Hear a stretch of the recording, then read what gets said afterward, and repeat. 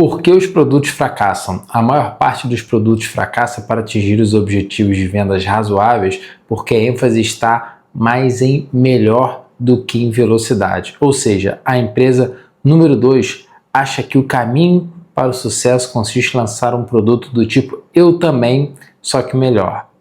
Só que isso não basta para vencer a concorrência. No papo de hoje, a gente vai falar sobre e se eu não for o líder de mercado? E se eu não for o cara que está à frente, que chegou primeiro? O que eu preciso fazer? Será que acabou para mim? Se você acompanha esse meu canal, provavelmente essa introdução faça algum sentido para você. Se você não acompanha, eu acho que esse é o primeiro vídeo que você está vendo sobre esse livro aqui, Posicionamento, né? Eu estou fazendo uma série sobre esse vídeo, esse aqui é o capítulo 7 e 8. Essa série funciona sozinha, claro, mas se você assistir os vídeos anteriores, vai fazer ainda mais sentido para você. Então nos dois últimos, na verdade não só o último, mas nos dois últimos, eu falo sobre a liderança de mercado, o que você precisa fazer para ser líder de mercado. Só que em alguns momentos você não vai conseguir ser esse líder. Então o que você precisa fazer é uma estratégia sobre reposicionamento e entender principalmente essa frase que eu comecei a ler aqui, né? A pergunta, na verdade, né? Por que os produtos falham? Porque normalmente eles querem ser um produto do eu também.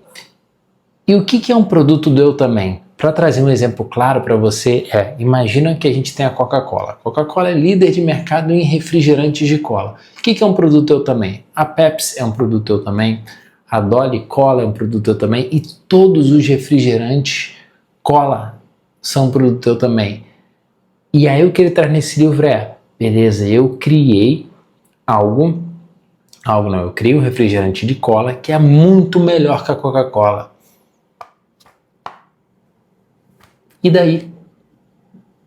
Você não vai ser líder de mercado assim, porque na mente do consumidor, a Coca-Cola já é o melhor produto. Já é o melhor produto. Se você fizer um teste às cegas, provavelmente se o seu for melhor, a pessoa até pode dizer, mas se você botar o rótulo da Coca-Cola e botar o seu rótulo do lado, mesmo que o seu gosto seja melhor, o cara vai dizer que é o da Coca-Cola. E não porque ele quer mentir ou por qualquer coisa desse tipo, mas tem um estudo neurológico que fala que a gente sente o sabor que a gente quer sentir, a gente vê o que a gente quer ver. E isso influencia muito no momento da escolha que a gente tem. Tá, Grilo, então e aí? Ferrou? Não. Primeiro que dá para você ganhar muito dinheiro sendo o segundo colocado, né? A gente vê aí, por exemplo, a Pepsi, a gente vê o caso do Burger King com o McDonald's, dá para você fazer muito bem isso. Só que para isso você precisa encontrar a sua brecha. O que é encontrar a sua brecha? É entender qual é o zag que você vai fazer. Ou seja, se está todo mundo falando zig, zig, zig, você vai precisar olhar para outra direção, para outro lugar. O que é encontrar a sua brecha? É você identificar algo que o líder não faça, que você pode fazer também, ou algo que o mercado está fazendo, que você pode fazer também não. Você identifica o que o líder está fazendo, vê onde é a falha dele, e isso é a brecha. Você encontra a sua brecha na falha dele. Tá? Vou dar ou o mercado está falando uma coisa, que é justamente o zag, o mercado está falando zig, e você traz o zag para uma outra coisa. Esse exemplo do zag, ele é muito mais fácil. Quando esse livro foi escrito, ele traz esse exemplo no livro, que é a maior parte dos perfumes, todos tinham nome feminino, porque faz sentido. Né? Então era um Chanel número 5, era um nome feminino aqui, um nome feminino acolá. Eu até escrevi aqui para não esquecer. Um dos perfumes que mais venderam naquela época era um perfume chamado Charlie. Era um nome masculino, ou seja, quando o cara vai na prateleira do mercado, vai na prateleira da loja, quando ele vê algo, ele... peraí, Charlie? Mas eu tô vendo aqui esse nome do filme, esse aqui, Charlie. E aí ele se dá a opção de, deixa eu ver aqui, isso aqui é diferente. E as pessoas gostam de algo que seja ligeiramente diferente. Ele sabe que é um perfume, sabe que é uma marca, mas você ocupou um outro espaço na mente do consumidor. Marketing é uma guerra de percepção. Eu tenho um outro livro que eu li aqui nesse canal, que é Os 22 Leis Imutáveis do Marketing, também do mesmo autor, do Al Rise e do Jack, que eles falam muito essa frase: marketing é uma guerra de percepção, ou seja, você precisa ganhar na percepção. Então, quando você tenta achar a sua brecha, é aí que você está tentando ganhar o jogo, na percepção do cliente sobre um outro ponto de vista. Você praticamente coloca o seu produto em outro lugar da escada de percepção daquele cliente. Aí eu vou até trazer aqui os exemplos de brecha que ele traz no livro, para você pensar se existe alguma brecha no seu mercado, no seu nicho, que você pode fazer. Ó. Brecha do tamanho. O que é brecha do tamanho? Vamos supor que todos os carros hoje estão lançando SUVs, né? Aí você vai, lança um minizinho. E aí você pega a fatia do público que não está interessado em SUV, está usando um minizinho. Outra brecha aqui, brecha de preço alto, ou seja, está todo mundo cobrando muito barato. Você se posiciona na mente do consumidor como um Prime, uma coisa diferente. Aí quando o cara estiver procurando isso, ele vai procurar por lá. Uma outra brecha que ele bota aqui, ó, brecha do preço baixo, que é o contrário do Prime, né? Ele traz uma outra brecha aqui, que aí eu vou trazer até um exemplo, que é a brecha do masculino e do feminino. Né? O que aconteceu? Esse livro já é bem antigo, né? Então traz o exemplo, por exemplo, da marca de cigarro Marlboro. O que o Marlboro fez? Ele ocupou uma brecha dizendo que, cara, o meu cigarro é para homens. E qual é a grande sacada aqui que a gente deve ter com isso? Que é, quando você encontra uma brecha, a gente está fazendo uma das coisas mais difíceis que a gente precisa fazer na nossa vida, que é deixar algo de lado. É entregar para o seu concorrente ou para a sua coisa aquele mercado. Aí virar e falar assim, ó, toma, isso aqui é teu, mas em contrapartida, essa coisinha aqui é minha.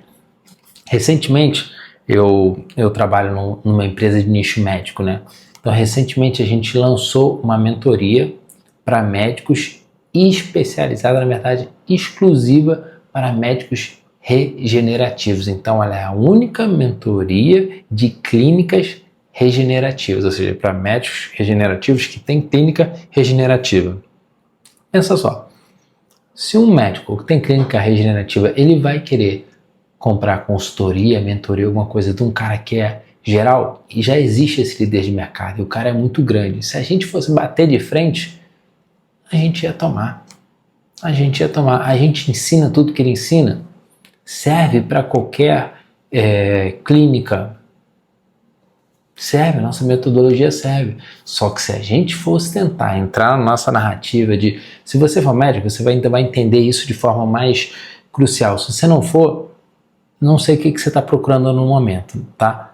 Mas caiu num Reels, caiu num vídeo, você vai começar a ver aquela mesma coisa. Ei, empresário, ei, você gira de novo, ei, empresário. Se você for médico, você, ei, médico, e não sei o que. O cara vai tentar puxar você para alguma identificação. O que você precisa fazer? Puxar uma identificação ainda mais abaixo.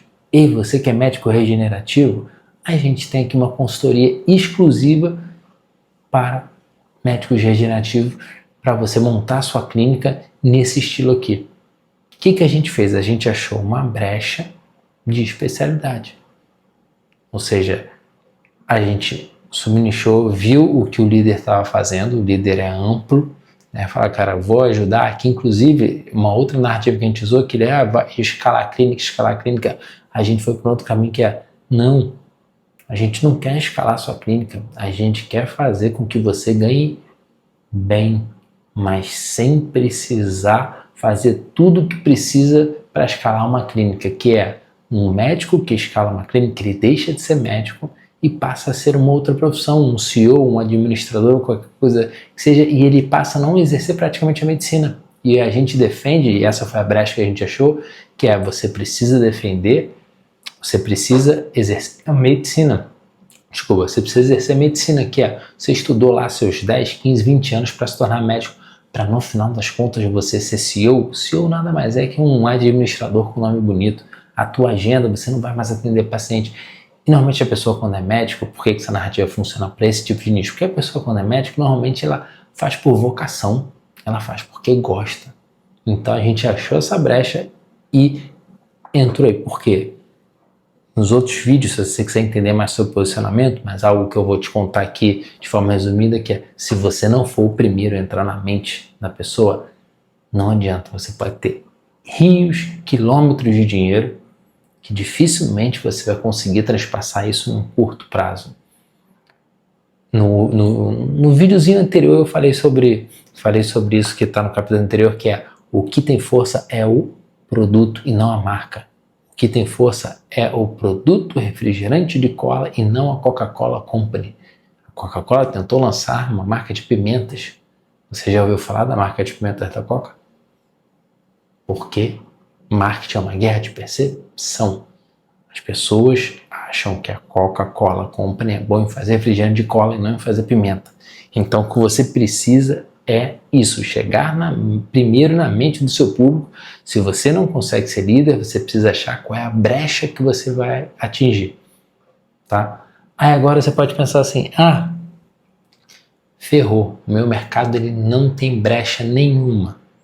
Acabou. A gente já está com milhões e milhões e milhões de produtos, não tem condição. Aí a gente vai entrar no próximo capítulo, que é você vai precisar reposicionar os seus concorrentes. E aí, o que é reposicionar os seus concorrentes? Eu vou trazer o exemplo que ele traz aqui no livro, que é o exemplo do Tilenol. O que o Tilenol fez? Para dor, o Tilenol é um remédio para resolver dor, febre e essas coisas, né? Naquela época, quem fazia isso era a aspirina. E aí, o que o Tilenol falou? Cara, a aspirina faz mal para o estômago, a aspirina faz mal para isso, a aspirina acontece isso, Ele falou um monte de coisa que a aspirina fazia mal, para no final ele virar e falar, mas o Tilenol não faz nada disso. Se você quiser aliviar sua dor, não sei o que, Tilenol. Você, nessa parte de reposicionar a concorrência, você vai precisar fazer alguma coisa que, particularmente aqui, tá só entre a gente, eu não gosto de fazer, que é falar mal do seu concorrente. Você vai precisar ser explícito falando mal, não do seu concorrente, mas do produto que ele vende. Tá? Eu sempre prefiro tentar achar um benefício, tentar achar uma brecha, mas às vezes não tem, você vai precisar fazer isso. Inclusive, ele fala uma frase aqui no final do capítulo, se eu não me engano, no capítulo 8, que eu acho que é muito bom para a gente ter em mente e você entender como o jogo funciona. E aí você decide se você quer jogar esse jogo ou não, tá? Que é, a indústria da comunicação é como a fofoca. Ela se alimenta das más notícias e não das boas. Essa pode não ser a sua ideia de como as coisas devem ser, mas são o que elas são. Para ter sucesso nessa nossa sociedade super comunicativa, você tem que jogar segundo as regras que estabelece. O que é isso, cara? Não odeio o jogador, odeio o jogo. Né? Você vai ligar um jornal, você vai ler uma notícia, dificilmente vai ter um bom jornal ou uma boa notícia que vai ficar falando assim, olha, o fulano de tal ajudou não sei quem. Não, é só desgraça. Porque desgraça vende, fofoca vende, falar das coisas vende. Adriano até tem uma cérebro frase do Adriano Suassuna que é história ruim de passar é boa de contar, história boa de passar é ruim de contar. Por quê? Porque é a verdade, a gente só quer ver desgraça, eu, você e todo mundo, vamos ser honestos aqui, né? A gente prefere ver a desgraça dos outros do que uma notícia boa, né? A gente dificilmente se tem uma manchete fulano de tal tá muito bem por causa disso. Você não lê. Então, para fazer essa estratégia, de novo, eu não gosto de fazer essa estratégia, tá? Não significa que eu não gosto de fofoca. Fofoca eu gosto. Mas eu não sou o cara que também fala muito. Eu gosto muito de escutar. Não gosto de falar. Uma vez eu tava num bar, aí tiveram 2 casais, né? Aí as 2 meninas foram no banheiro, só que foram com o celular do cara desbloqueado. Daqui a pouco o amigo falou assim, elas estão no banheiro? Sim. Ela tá com o teu celular desbloqueado e tal, cara. Você é maluco? Eu só me cheguei assim pro lado assim, falei, opa, aí eu vou escutar isso aí eu quero ver. Para encurtar a história, não fala se você quiser, eu conto isso em outro vídeo. A menina abriu, descobriu tudo que o cara fazia de errado. Eu tava com pressa, eu tinha que ir embora, mas eu saí dali? Não. Eu fiquei até a história acabar. Se fosse uma história boa, talvez eu tivesse ido embora, tá? Então, qual é o grande ponto aqui? Para eu reposicionar, tenta achar brecha.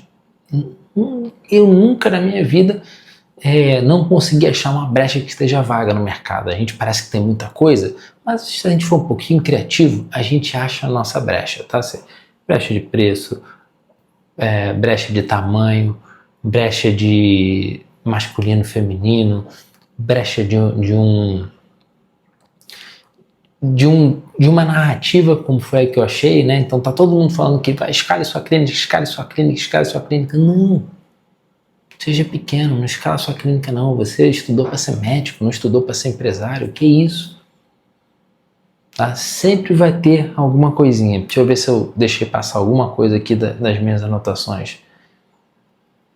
Tem uma coisa que até uma frase que ele fala aqui, que aí é muito importante na hora que você for achar a sua brecha, que é para você não enganar o seu público, que não tente enganar o potencial cliente. A publicidade não é um debate, ela é uma sedução.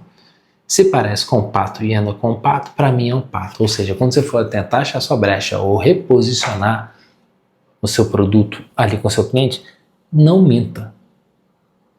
De forma alguma, porque os clientes, embora às vezes pareçam, eles não são burros. Então eles vão ver algo, rapidamente eles vão associar. De novo, marketing é uma guerra de percepção. Se você não jogar com a realidade deles e não a sua, ou seja, a realidade do mundo, você tentar fakear alguma coisa, mas isso não é um pato. Porra, cara, mas anda como um pato, parece com um pato, para mim é um pato.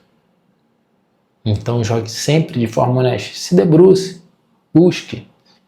Normalmente a gente vai conseguir achar uma brecha, mas se não achar uma brecha, reposiciona dentro do que o seu líder de mercado faz de ruim, né? Tenta jogar essa narrativa para ele, beleza?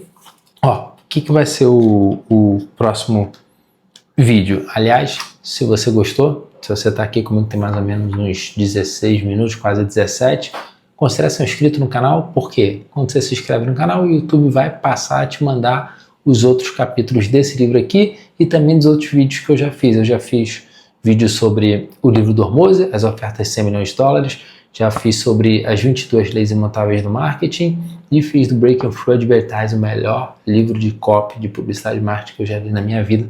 Vale muito a pena. Se eu não me engano, eu fiz uma playlist aqui no YouTube com todos esses vídeos, tá? Então considere ser inscrito para o YouTube poder te mandar vídeos como esse aqui. Beleza? Então, no próximo vídeo a gente vai falar provavelmente sobre o capítulo 9, com certeza, e talvez do capítulo 10. O capítulo 9 é o poder do nome. O nome é o gancho que perdura a marca na escada de produtos. Ou seja, na era do posicionamento, a decisão de marketing mais importante que você pode tomar é escolher o nome do produto. Aí a gente vai desenrolar sobre isso aqui, qual é a importância do nome de produto. E eu achava que não era tão importante assim até ler isso aqui, e eu vou explicar por que no próximo vídeo, beleza? Obrigado por ter ficado até aqui, bora dar nossos pulos, um abraço.